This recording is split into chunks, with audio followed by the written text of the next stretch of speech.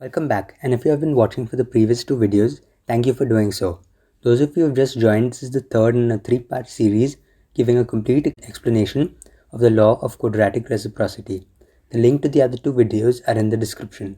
Now, turning attention back to the theory of quadratic residues, we are finally ready to give the proof of the law of quadratic reciprocity.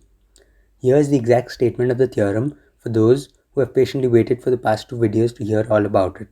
If P and Q are two distinct odd primes, then the Legendre symbol P upon Q multiplied by the Legendre symbol Q upon P is equal to negative 1 raised to P minus 1 upon 2 multiplied by Q minus 1 upon 2. This simple statement is the great law of quadratic reciprocity. As a preliminary, let us recall what we established in video 2, namely the extension to Gauss's lemma when A is an odd number coprime to P. It stated that the Legendre symbol A upon P is equal to negative 1 raised to the sum as k goes from 1 to P minus 1 upon 2 of the greatest integer value of Ka upon P. Using this, P upon Q equals negative 1 raised to the sum as j goes from 1 to Q minus 1 upon 2 of the greatest integer value of Jp upon Q, and Q upon P equals negative 1 raised to the sum as k goes from 1 to P minus 1 upon 2 of the greatest integer value of kq by P. This is valid since both P and Q are odd and relatively prime to each other. The reason we have used different dummy variables j and k will become apparent in a few seconds. If we can succeed in showing that P minus 1 upon 2 into Q minus 1 upon 2 equals the sum as j goes from 1 to Q minus 1 upon 2, the greatest integer of Jp by Q, plus the sum as k goes from 1 to P minus 1 upon 2 of the greatest integer of kq upon P, then the law of quadratic reciprocity will be proven, since P upon Q into Q upon P equals negative 1 raised to the sum as j goes from 1 to Q minus 1 upon 2 of the greatest integer of Jp by Q into negative 1 raised to the sum as k goes from 1 to P minus 1 upon 2 of the greatest integer of kq by P, which equals negative 1 raised to the sum as j goes from 1 to Q minus 1 upon 2 of the greatest integer of Jp by Q plus the sum as k goes from 1 to P minus 1 upon 2 of the greatest integer of kq by P, which equals negative 1 to the power P minus 1 upon 2 into Q minus 1 upon 2. This is exactly what we adopt as our new target. Before proceeding, it is interesting to note that while there have been more than 100 proofs of the law of quadratic reciprocity, the one we will show is by Ferdinand Eisenstein, a student of Carl Friedrich Gauss. With this historical side note mentioned, let us begin. We picture the xy Cartesian plane, more specifically a particular subset of it. We generate a rectangle using four bounding lines. They are x equals 0, the y-axis, y equals 0, the x-axis, x equals p upon 2, and y equals q upon 2. Excluding the bounding lines, the range of x values that are natural numbers in this rectangle are x greater than or equal to 1 and less than or equal to p minus 1 upon 2. And for y, it is y greater than or equal to 1 and less than or equal to q minus 1 upon 2. We immediately notice that the expression p minus 1 upon 2 into q minus 1 upon 2 represents the number of lattice points in this rectangle. By lattice points, we mean those points strictly inside the rectangle that have x and y coordinates that are whole numbers. So we can find a second method for counting the number of such lattice points in the rectangle.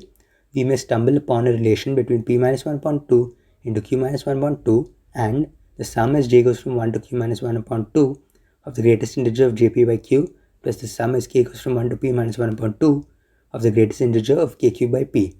We see that the rectangle we have created can be divided into two parts using a line connecting the points 0, 0 and p upon 2, q upon 2.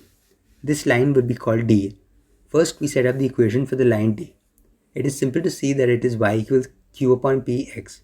This is since in the general equation for a line y equals mx plus c, m is equal to q upon 2 upon p upon 2, which equals q upon p. Also, c equals 0. The virtue of this equation is that it tells us that no lattice points with whole number coordinates lie on D inside the rectangle. If such a point existed, then its x and y coordinates would satisfy the relation py equals qx. But if the GCD of p and q equals 1 and p doesn't divide q, p must divide x. But the range of x values are x greater than or equal to 1 and less than or equal to p minus 1 upon 2. Hence, there is no x coordinate inside the rectangle that is divisible by p. Similarly, there is no y coordinate in this rectangle which is divisible by q, as y is greater than or equal to 1 and less than or equal to q minus 1 upon 2, and q does not divide p. Hence, no such lattice points with whole number coordinates exist inside the rectangle that lie on D. This allows us to conclude that D divides the rectangle into two regions, T1 below D and T2 above the line D, and that counting the total number of lattice points in T1 and T2 is enough to account for all the lattice points in the rectangle. So practicing what we preach, let us do precisely that. First, let us count the number of lattice points in T1 below the line D. If x equals k, a particular value inside the rectangle, then the number of lattice points above the point k, 0 and below the line D is the greatest integer of kq by p. This is since the y coordinate of the point on the line whose x coordinate is k is kq upon p. Y of x is equal to q upon px, and so y of k is equal to kq upon p. As kq upon p is not a whole number, the number of lattice points is precisely the greatest integer value of kq upon p. Then summing this over the range of valid k values gives the sum as k goes from 1 to p minus 1 upon 2 of the greatest integer of kq by p, since k is between 1 and p minus 1 upon 2 inclusive.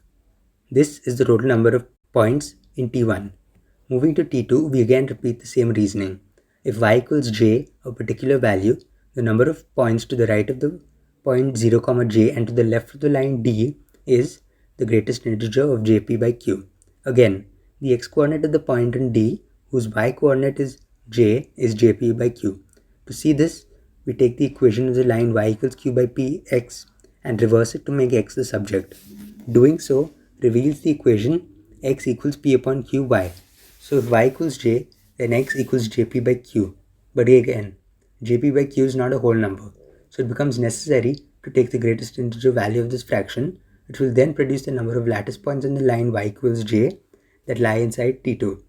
Summing of the range of j values gives us the sum as j goes from 1 to q minus 1 upon 2 of the greatest integer of jp by q, as j lies between 1 and q minus 1 upon 2 inclusive. And to our immense pleasure, the sum of the lattice points in T1 and T2 is the sum as j goes from 1 to q minus 1 upon 2 of the greatest integer of jp by q plus the sum as k goes from 1 to p minus 1 upon 2 of the greatest integer of kq by p. This also happens to be equal to p minus 1 upon 2 into q minus 1 upon 2, which proves what we set out to do and at last completes the proof of the great law of quadratic reciprocity as given by Ferdinand Eisenstein. However, the law as presented in this video can be further simplified by the addition of a minor corollary. We have that p upon q into q upon p equals negative 1 raised to p minus 1 upon 2 into q minus 1 upon 2. To further simplify this, we study the product p minus 1 upon 2 into q minus 1 upon 2.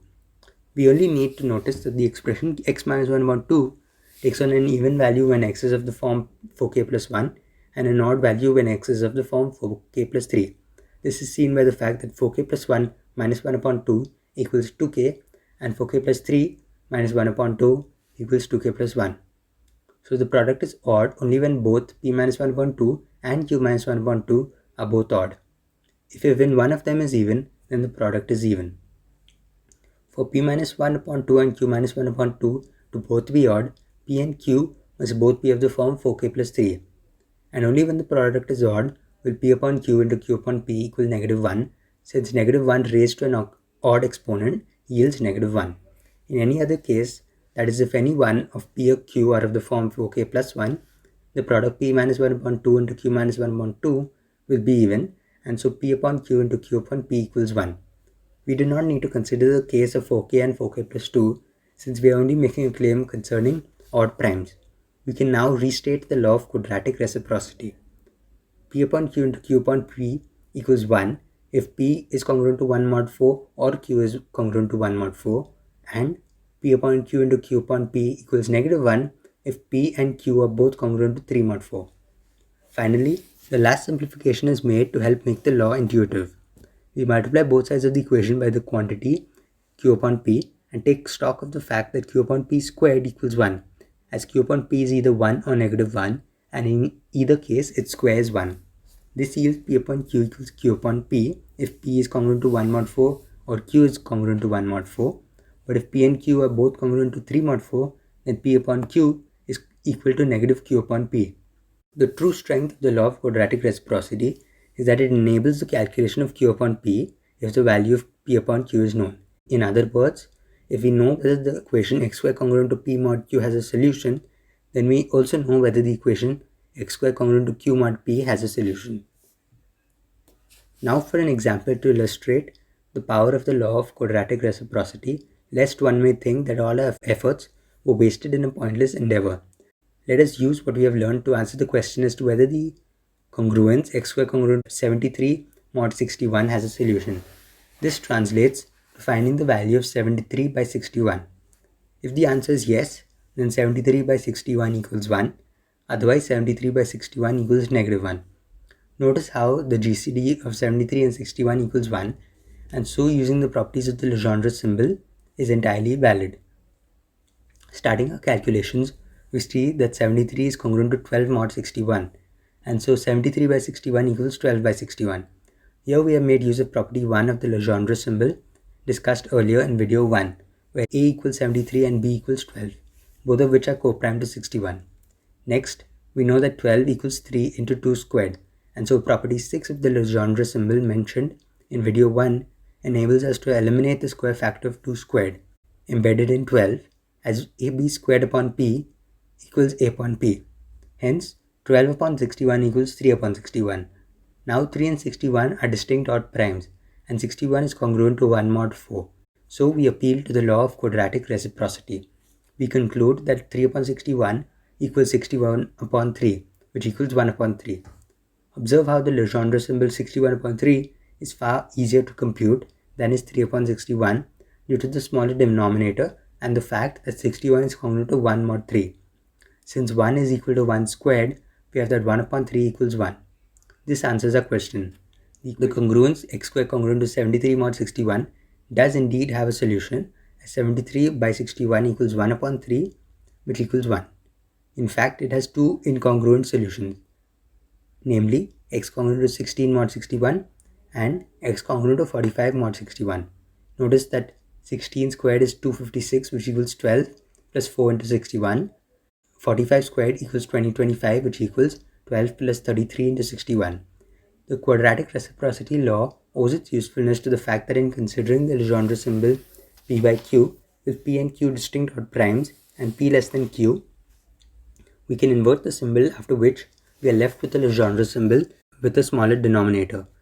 After that, we can find a number R congruent to Q mod P such that R is less than P and greater than 0, and then we reapply either the quadratic reciprocity law or other properties of the Legendre symbol to further simplify the calculation. Continuing in this way, the question should eventually reach a point where the answer is trivial. With this, we reach the end of the three-part series of videos where we have given a complete exposition of the law of quadratic reciprocity and its associated theorems, along with their proofs. I mention once again, as I have mentioned in the other two videos in this series, that all the credit for the proofs and the theory goes to David M. Burton, who is the author of the book Elementary Number Theory. In addition, credit is given to McGraw-Hill Education India Private Limited, who have published the Indian edition. I hope you have enjoyed this video and that it has helped you to gain a firm grip on this concept that lies at the heart of number theory. I hope you felt the same level of intellectual joy on seeing the beautiful proofs attached with this law as I did. Maybe one day you may use similar concepts and ideas to create the next big breakthrough in number theory. With that being said, I now sign out. Thank you for watching and see you in a future video.